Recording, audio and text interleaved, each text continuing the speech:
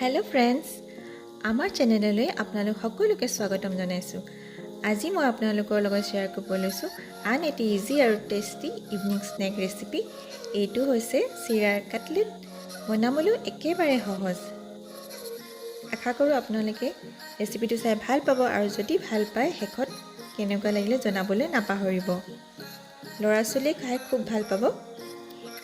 এই কাটলেটটো বনাবলৈ মই প্ৰথমে লৈছোঁ 1 কাপ ডাঙৰ আকাৰৰ চিৰা, যিটো আমি জলপান খাবলৈ সাধাৰণতে ব্যৱহাৰ কৰোঁ। সেইটো মই ভালদৰে ধুই এনেদৰে পানীত 10 মিনিটমানৰ কাৰণে তিয়াই থৈছিলোঁ। তাৰপিছত চালনী এখনত সেইটো পানীখিনি নিৰহ হ'বৰ কাৰণে আকৌ 10 মিনিটমান থৈ দিছিলোঁ। ইয়াৰ পিছত মই 2টা মিডিয়াম চাইজৰ পিঁয়াজ সৰু সৰুকৈ কুটি লৈছোঁ। 2টা মিডিয়াম চাইজৰ আলু বইল কৰি এনেধৰণে পিটিকি লৈছিলোঁ।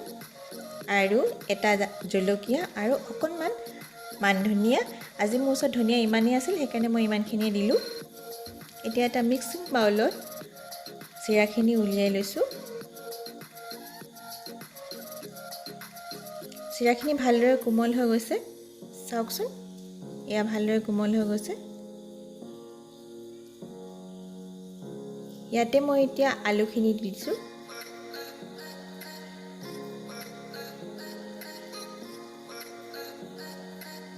এই আলুখিনি দি দিয়া হ'ল।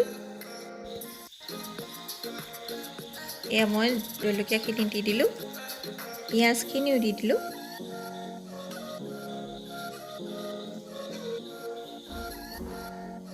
আৰু ধনিয়াখিনিও দি দিয়া হ'ল। এতিয়া ইয়াত মই মছলা দিম। মছলাৰ ভিতৰত মই দিছোঁ আধা চামুচতকৈও কম জিৰা পাউডাৰ, আধা চামুচতকৈও কম ধনিয়া পাউডাৰ আৰু আধা টিস্পুনতকৈও কম বেছি কাশ্মীৰী ৰেড চিলি পাউডাৰ। এইটো মই ৰংটোৰ কাৰণে দিছোঁ। আৰু ইয়াত দিছোঁ সোৱাদ অনুসাৰে নিমখ। এতিয়া মই ব্ৰেড ক্ৰাম্পছ বনাইছিলোঁ।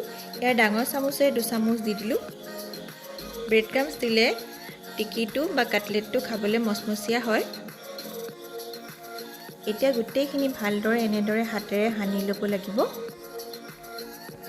এয়া চাওকচোন, এনেদৰে ভালদৰে হাতেৰে সানি ল'ব লাগিব।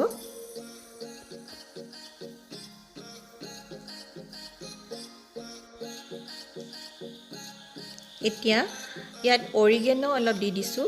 মোৰ ওচৰত আছিলে, সেইটো মই দি দিলোঁ, সেইকাৰণে মোৰ মনত পৰিলে। এইটো সম্পূৰ্ণ অপশ্যনেল হয়, আপোনালোকৰ ওচৰত থাকিলে দিব, টেষ্টটো ভাল হ'ব, আৰু নাথাকিলেও কোনো কথা নাই। এতিয়া অৰিগেনোখিনি দি দিয়াৰ পিছত মই আকৌ এনেদৰে সানি লৈছোঁ। এয়া চাওকচোন, এনেকুৱা হ'ল ডোটো। এয়া এতিয়া কাটলেটবোৰ বনাবলৈ হাতত অকণমান তেল ল'ব লাগে। মোৰ তেল কিন্তু বেছি হ'ল, আপোনালোকে ইমানখিনি নিদিব। তাৰপিছত এই ডোটোৰ পৰা এটা এটা পৰ্চন উলিয়াই আনি আপোনালোকে নিজৰ সেয়া তেলখিনি মই আকৌ সানি ল'ব লগা হৈছে বেছি হোৱাৰ কাৰণে। এতিয়া মই তাৰ পৰা কাটলেটৰ শ্বেপবোৰ দিছোঁ। আপোনালোকে নিজৰ পচন্দ অনুসাৰে এই শ্বেপবিলাক দিব। চাওকচোন, মই এনেকৈ দীঘলীয়াকৈও বনাইছিলোঁ 2টামান। আপোনালোকে যেনেকৈ ইচ্ছা তেনেকৈ শ্বেপটো দিব পাৰে। এয়া মোৰ সেইখিনি ডোৰ পৰা ইমানকেইটা ওলালে। এয়া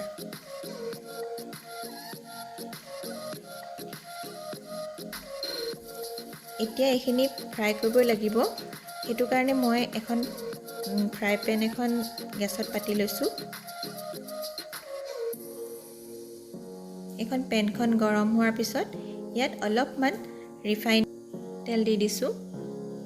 তেল বেছি দিব নালাগে, কাৰণ কাটলেটখিনি মই চেলো ফ্ৰাইহে কৰিম।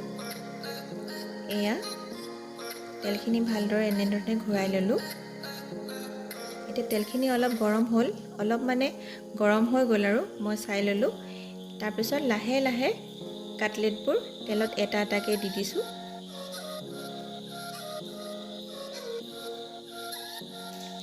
কাটলেটবোৰ আপোনালোকে মিডিয়াম ফ্লেমত ফ্ৰাই কৰিব।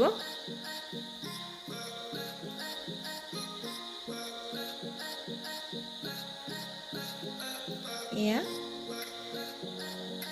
এতিয়া মই লাহেকৈ লুটিয়াই দিছোঁ। এয়া ভাল ধৰণে ৰঙা হোৱা নাই এতিয়াও, আৰু এবাৰ কৰিব লাগিব। এয়া এটা সাইড লুটিয়াই দিছোঁ গোটেইকেইটা।